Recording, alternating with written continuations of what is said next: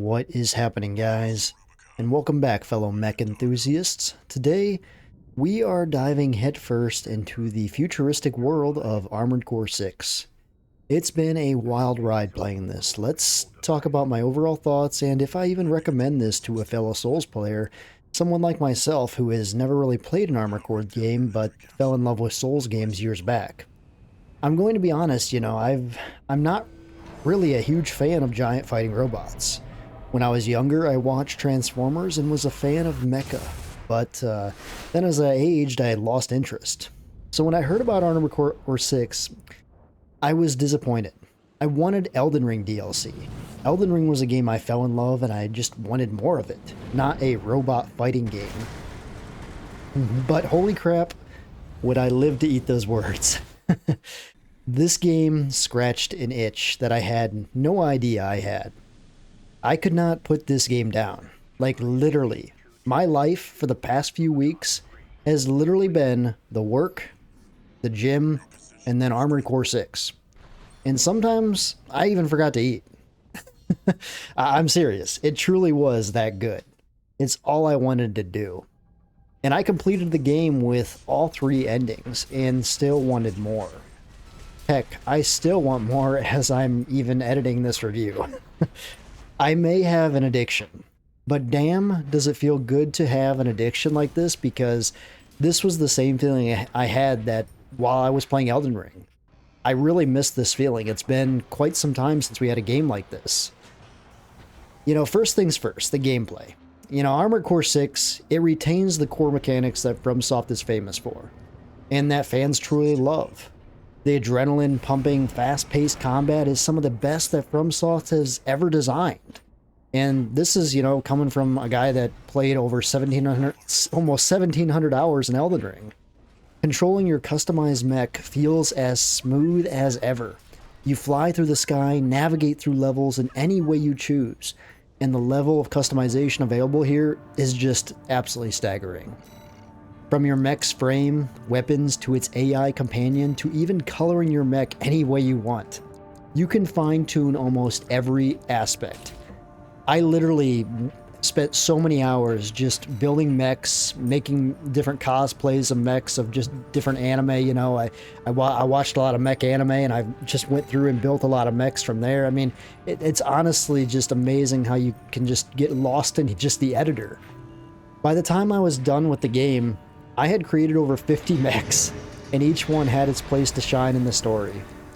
The customization is truly insane. I love how you don't have to buy colors, or anything for that matter, to be able to customize a mech.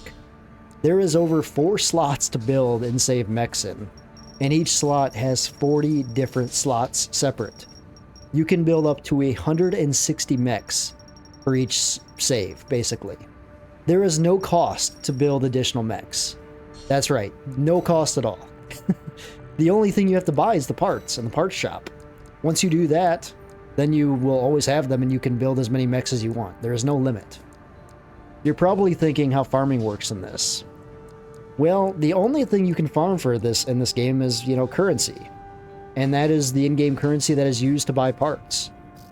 There is absolutely no farming for levels in this, which is very weird. Coming from a Souls background, you're used to farming for levels. You can't farm for levels in this. If you get stuck, you have to just completely change up your mech till you figure out how to win the battle you're lost against. You can't just farm levels and become OP. The mission that I used to farm was destroy the dam complex. It was my go-to farm, and I got to where I could knock it out in less than 1.5 minutes, basically. Each run would get me close to 200,000 in-game currency, and even at the end of the game, if I needed a part, I could use this early mission farm to farm everything I needed. Farming was not bad at all. I mean, I honestly didn't spend that much time farming, and I've bought everything in the shop. Something that was more difficult, in my opinion, was finding all the battle logs and hidden chests at each level. The scanner does work, but it's not always the most reliable to depend on. If you miss things, then you kind of have to continue to replay the missions till you find everything. My second playthrough, I went through each mission a lot slower. I literally took my time and found tons of things I missed. Tons of little tunnels and holes and all kinds of surprises. But even by the end of my third playthrough, I was still missing things. In your journey on Rubicon, you need to seriously explore everything, because there is a lot to find. Don't rush through the missions. Time is not anything to worry about. Truly just explore everything and at every angle. Let's talk about the missions, as that is the main part of the game. Each mission starts with basically a PowerPoint presentation. It's designed as if you are a mech watching the slides play out and the mission handlers are presenting their opportunity to you. I loved this approach because it actually felt like I was playing Cyberpunk again, which was very popular for using a slideshow technique to show the missions that you were going to do and explain the objectives to complete. It's very cool to hear your handlers explaining each opportunity, and then it's your choice if you want to take the mission or not. You seriously get to choose what you want to do. You can choose to take the mission or choose a completely different route. It's super immersive, and I could not wait to watch a mission briefing. It truly felt like I was in the mech and that I truly was 621. When on the missions, it's all about which weapon loadout and mech you are going to use to get the job done. The variety of weapons and their impact on gameplay is completely immersive. You can go from a nimble, a long-range sniper to a hulking close-quarters brawler in absolute seconds. Experimentation is the absolute key here, and it's incredibly rewarding to just find the perfect loadout for your playstyle. This game is clearly designed to use different builds throughout. Some missions are literally impossible to do when you have the wrong mech and loadout. It honestly blew my mind how many times I died in a mission and then changed out my mech, and I was able to complete the mission really easy then. Tinkering around to find the best type of mech for the job was a lot of fun, and a really different approach that I was not used to from my Souls background. But I absolutely loved every second of it. With some bosses, you need a fast, agile build, and with some bosses, it's better to be a tank with guns a-blazing. It's your choice, though, at the end of the day. And, you know, the choice how you do and how you want to approach it and how you want to go about each encounter is completely up to you. But prepare to always reanalyze a situation, because you will be doing that a lot while you are on Rubicon. That brings us to difficulty. Coming from a Souls background, I've played a lot of hard games. I have played Sekiro, I have played Elden Ring, I've played Dark Souls 3, you know, you name the boss, I've bought it, I've beat it. Is Armored Core hard? Well, you are playing a FromSoft game, so duh, it's going to be hard. I died a lot. And when I mean a lot, it was a lot. Some bosses are truly insane. What the hell? Right-hand ammunition at 50%. I'm just gonna fly up. Dude. How did I break the shield so fast last time?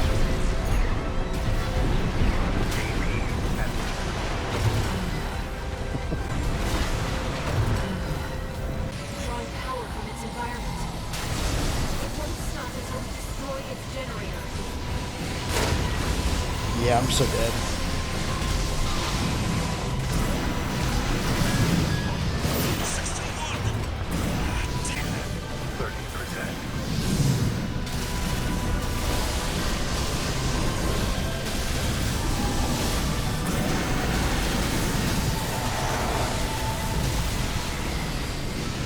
We also have another stagger here.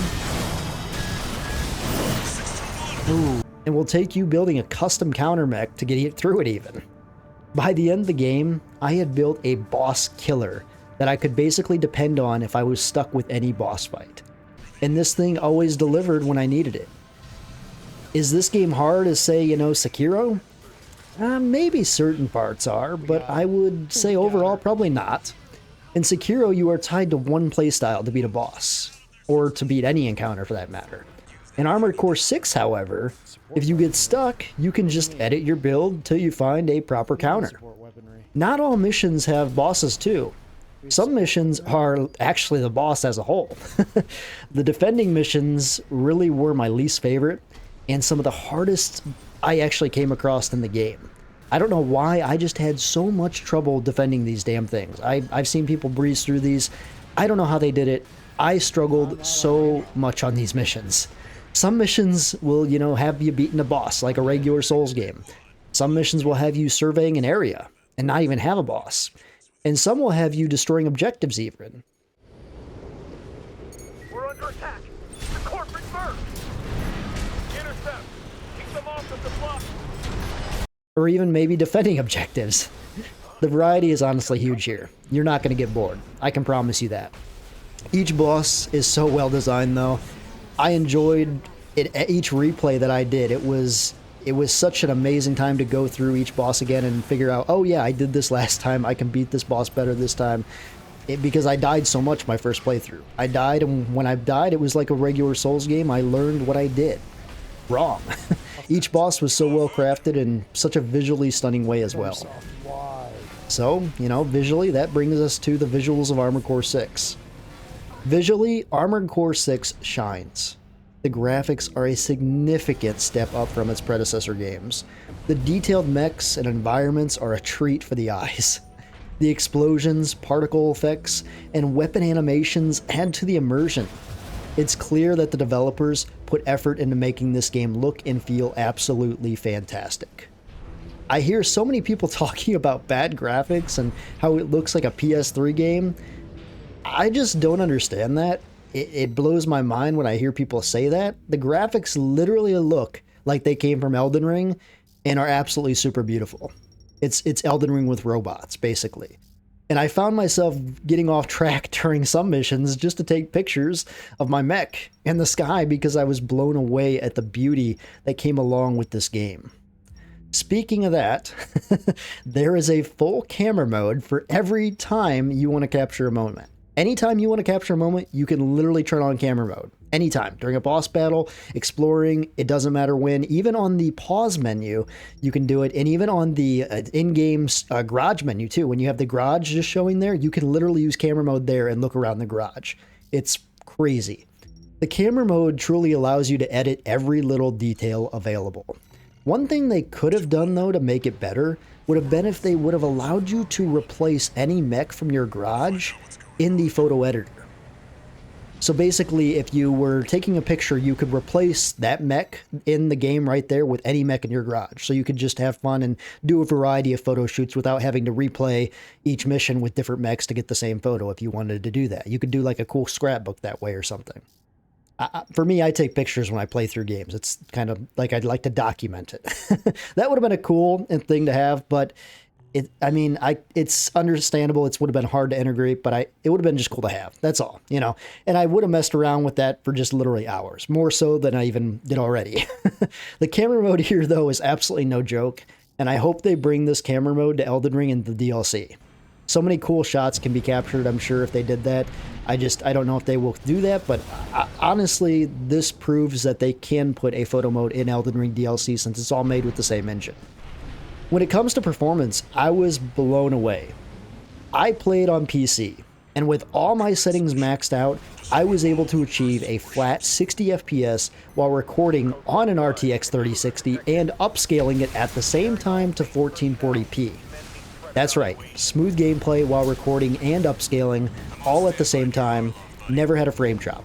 Absolutely insane. I never had a crash, frame drop, or anything. It's truly incredible, and probably the best performance in a FromSoft game to date. I wish Elden Ring would run that perfect. I mean, honestly, when I first started playing Elden Ring, when it first released, there were so many frame drops, it was insane. It took me even forever to edit the menu to figure out settings I could even play the game with that, I was able to get a flat, 50 to 60 frames with. This game, though, however, is completely different. You can max out the settings even on a 30 series, and I've heard people even playing on GTX series as well with the max out settings looking fine. So absolutely no problem with performance here. You won't be disappointed. I've had friends that played on console too, and they also had a great experience with performance. FromSoft optimized everything in this game. So that's good about performance. Let's talk a little bit about the story. I've heard conflicting things. Some people are loving the story, some people are hating the story. I fell in love with the story. Armored Core 6 continues the series' tradition of a complex and immersive narrative. It develops deep into the political intrigue and conflicts of the future, and your choices impact the unfolding story. It's a welcome addition, especially for those who enjoy a deeper narrative alongside their mechs battles. This narrative is truly one of the best narratives that FromSoft has ever written. And I seriously mean that. In order to see the full narrative, though, you have to play through the game 3 entire times, which sounds a little daunting. I get that. But trust me when I say it is completely different each playthrough. Just when you think it will be the same mission, they flip the script on you. And when I say flip, they flip it. You end up doing a completely different decision, which will change the entire outcome. It's pretty nuts. Each playthrough also has new missions as well. Basically, I think you have to play the game through all 3 times, otherwise you are just missing out. Honestly, you're just kind of wasting your time if you're not doing that. After my first playthrough, I was so confused. I had the bad ending as my first playthrough, and I was just baffled at the end. I was like, I'm confused. I was like, that's it? I wanted more. I needed more. I needed to know the answers to my questions that I had. So I just kept playing. As I kept playing, the deeper the story was and the deeper it was explained, and boy, does this game tell a story. If you don't think it tells a story, you need to do another playthrough, because the story, I've literally I finished the game, 2 days ago, and I cannot stop thinking about this game. I'm watching every lore video online. I'm thinking about it when I'm go to bed at night. Like, my brain is baffled with it because it's absolutely insane, and I don't want to spoil anything to it, but it's so good. Each piece needs to be analyzed, and you need to read in between the lines to understand the true detail and narrative that is being presented to you. What do we got here? By the end of the 3rd playthrough, all my questions for the most part were answered, and I was ready to dive more into the overall lore then on YouTube and understand them even more. The final ending is truly incredible, and how you get there is even more of a complete mind blow. It really makes you wonder if, AI could, I don't want to say it because I don't want to spoil anything for anybody that hasn't played the 3rd ending, but it really makes you question AI more than you should already question it. Another thing this game does well is the main characters, guys. Each one is so interesting, and it will constantly make you question if you are working for the good guys or the bad guys. You also will build friendships as you go through your journey, and with like a typical FromSoft fashion, guys, you are going to continue to worry if you will be backstabbed by your new friends, or worse, if you're going to have to kill your friends. And heard even, if you find a friend and then you have to end up killing them, and it's I don't want to spoil anything. I'm not going to spoil anything, but just know that this is a FromSoft game, so that could lead into something to be able to complete a mission. You never know what you have to do to be able to complete a mission. Let's just leave it at that. You never get to see any of the characters' faces, but somehow you get so immersed into this story that I just can't explain it. I felt like each character was a part of this in such a well-done way, and I continued to want to know each one's backstory. I really wish we could have got to know more of the backstory. I mean, if you read all the notes and logs in game, you can get some of the backstory, and you can also look on YouTube. But there's tons of videos talking about the backstory and lore that I've been crazy immersed into myself. But the overall game will have you questioning things a ton as you go through. But your 3rd playthrough, by the time you play through the 3rd time, you will start to understand some of these backstories, and these characters will become like your family.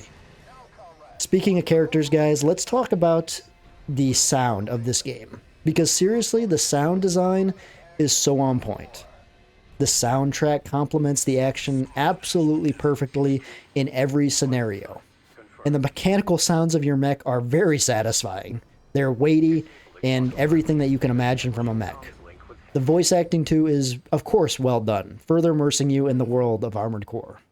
I seriously cannot wait for the soundtrack to be released on Spotify, because there are some serious bangers. One of my favorites was one of the last missions in my ending number 2, which was the good ending. It was such an epic, fun song to liberate Rubicon to. Operations. We'll show Raven. The Rubiconians will wallow in the ashes no more. Slogans scrawled in ash were never going to change Rubicon. I love all the voice actors too. And as usual, guys, they are all from your favorite animes. I recognized so many voices that each one just made me feel more at home and reminded me deep down that I was playing a FromSoft masterpiece. Every weapon in the game, guys, felt different. When we're talking about sound here, When I shot a cannon, it felt like a cannon. When I shot a handgun, it felt like a handgun. When I used my quick booster, or even my boosters in general, it truly felt as I was flying through the air in my mech. And can we just talk about the pile driver sound for a second? Or pile bunker sound for a second? When you use that thing and you finish a fight with that thing, that is so epic. Each sound is so perfect and will further keep your immersion as you play through this. Just listen to some of these amazing sounds. It looks like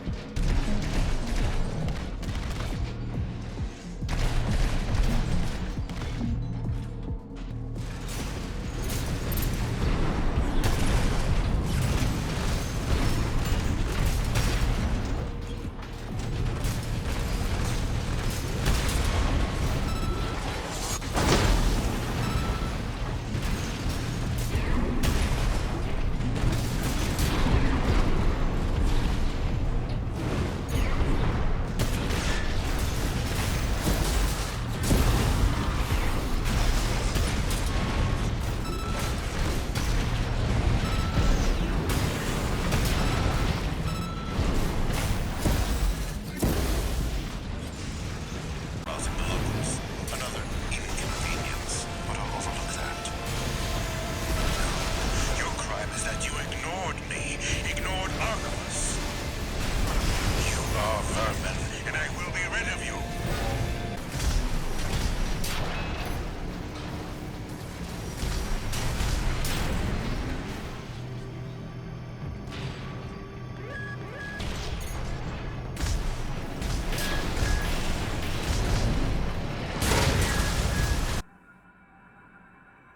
Wait, something's coming. Arquebus seized control of the coral, and its occupying forces swiftly commandeered the entirety of Institute City. There, they discovered a wealth of forgotten relics. Among them, So multiplayer is another area where Armored Core 6 truly shines. I'm not even a huge PvP fan, but the online battles are very intense and competitive, and the scene is already buzzing with activity. Teaming up with friends or facing off against skilled opponents adds a whole new layer of excitement to the game. I do wish, personally, that you could play through the entire game story with a friend, but I understand why they didn't do that. The game is truly about you making your own decisions, being a Raven, not letting anyone else pull you in a specific direction. Still, it would have been able and be nice to be able to play some of these missions with a friend. But like I said, not a huge deal. I'm used to FromSoft games, being a solo player. So what about the things I don't like in Armored Core 6? Let's be honest, guys, I can't think of much. I really have to think deep to even find any flaws in this game. I'm sure there are some, but in all honesty, I don't even think they need to really be discussed because they are such minor details, and I would be nitpicky to mention them.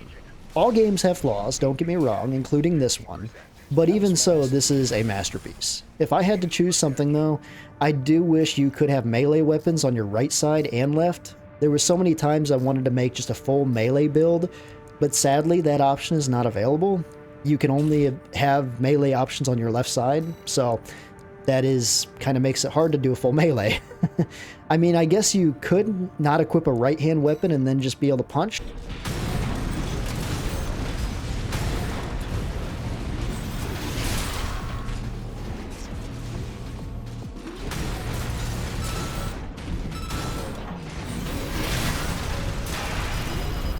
But with that damage being so low, I just wanted some dual blade builds. I really just wanted to wield some dual blades and just rip some stuff up being a melee build.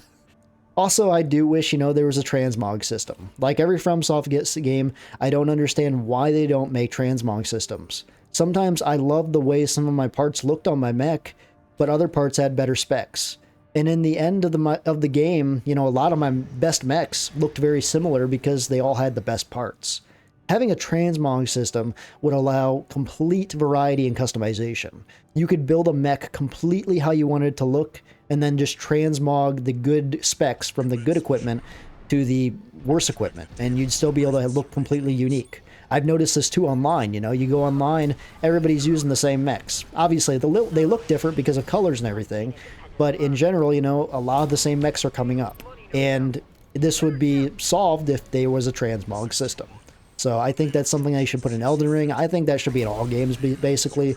That is just something I really enjoy having as a transmog system. So guys, is Armored Core 6 worth your time and money? Abso-freaking-lutely.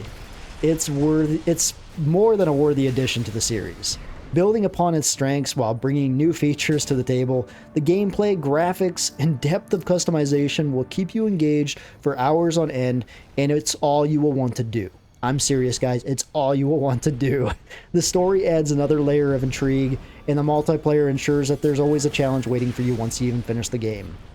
And I'm not even a huge, you know, PvP multiplayer person, but I find myself replaying the missions constantly, trying to get better ranks. It's just such a fun game. This is without question my game of the year. There's no doubt about it. I know there's other games coming out this year that could beat it, but in my opinion, this is my game of the year. This hit me mentally where I just needed to be hit. I could not stop playing this game.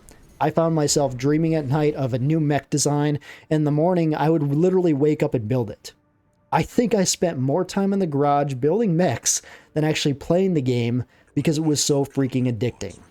FromSoft totally knocked this out of the park. For a game that I didn't even know if I wanted to play, I'm so glad I played it because I think it's probably one of my favorite games ever. And personally, I think it's better than Sekiro even. In conclusion, Armored Core 6 delivers on the promise of a thrilling mech combat experience. It's a must-play for fans of the series and a great entry point for newcomers. Get ready to customize, strategize, and dominate the battlefield like never before. I made an entire Let's Play on my channel, including all 3 endings, so be sure and check that out if you want to actually see my entire journey, because I documented it all. This is easily a 10 out of 10 game, guys, without even doubting anything about it. Easily a 10 out of 10. No discussion there. Thank you, FromSoft, for creating another amazing world to get lost in. If you enjoyed this review, guys, consider giving a like and subscribing. Thanks for watching, and as always, stay strong, and God bless. Raven. I know you can still see it.